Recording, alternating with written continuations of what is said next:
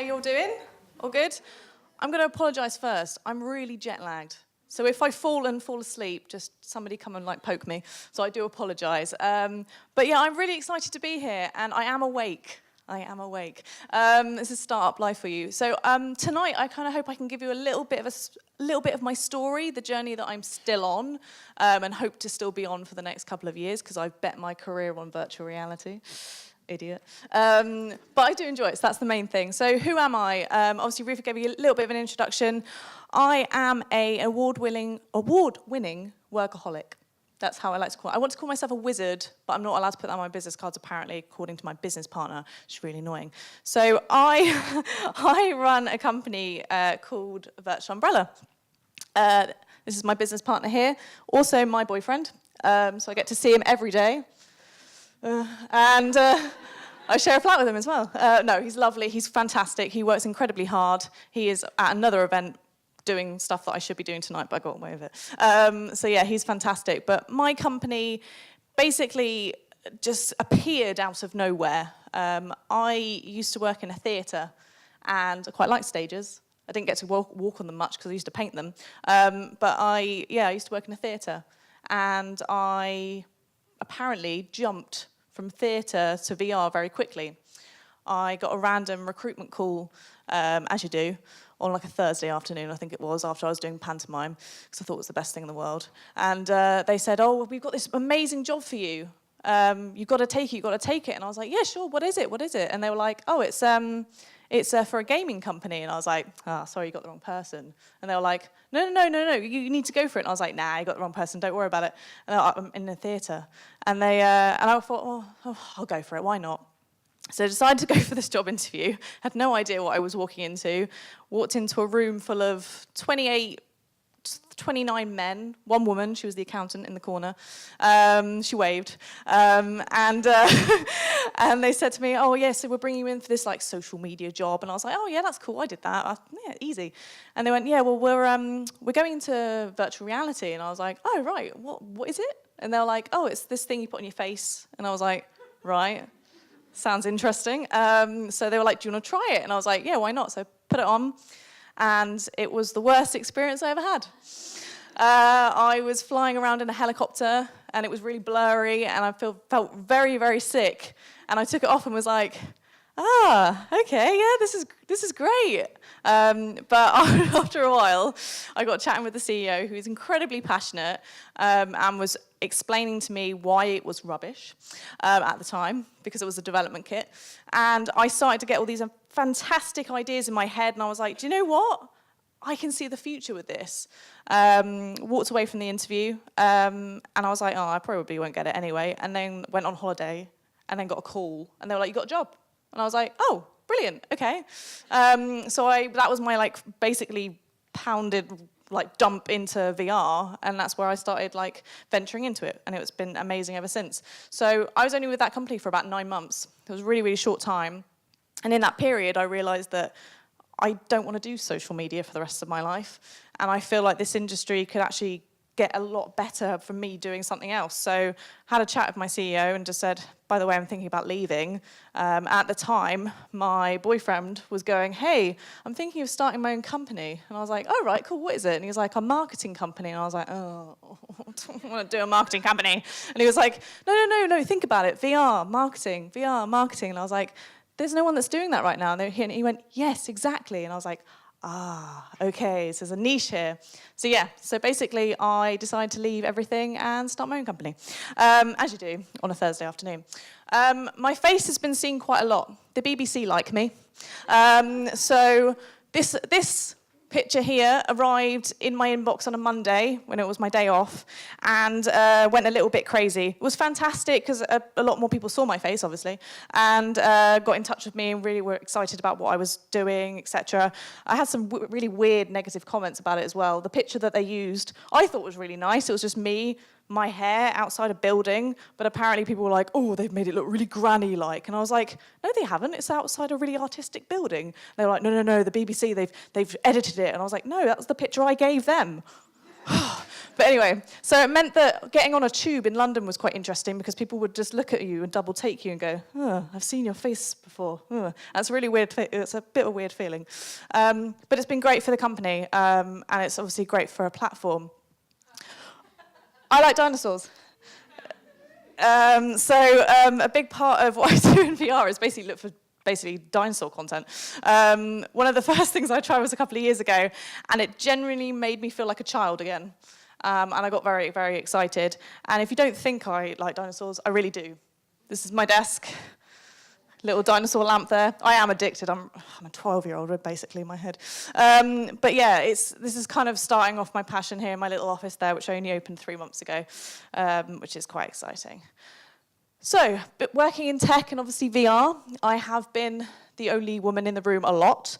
And at first, I found it really nerve-wracking. I had a lot of people go, oh, are you here with your boyfriend? And I'm like, no, I'm here because I want to try the tech. And they're like, oh, yeah, you don't. And I'm like, no, generally, I'm here to try the tech. Would you like a business card? I would like to work with you. But what I started to discover was that it's not a bad thing. It's an opportunity. And I kind of realized that instead of me going, oh, I'm the only woman, I'm going to go stand in the corner, I'm quite sure I would literally go and stand under people and go, hello. Do you want to talk to me? I talk about VR. So I do that a lot. I wish I was taller. Another thing with the industry as well is that a lot of people like to talk about this. They're like, oh, yeah, there's always issues with women, et cetera, et cetera. But me and my business partner were discussing this and going, well, no one's really doing anything about it. So I kind of felt that I needed to do something about it.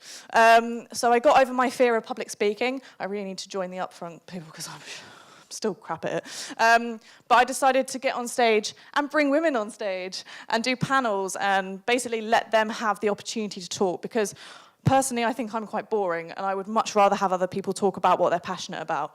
And yeah, I started doing a couple of articles, just basically letting other people talk about the awesome things they were doing. The lady up there, Sarah Jones, we do a couple of bits and bobs together and we just make sure that women are happy, they've got somebody to talk to or have a coffee with, or have that opportunity to look for jobs. So jobs is one of the hardest things to find in VR right now, and there's not a lot of platforms kind of just showing, even just having a list. So I get tweeted a lot going, have you got any jobs? And I'm like, I will find you one. So I work quite hard on that.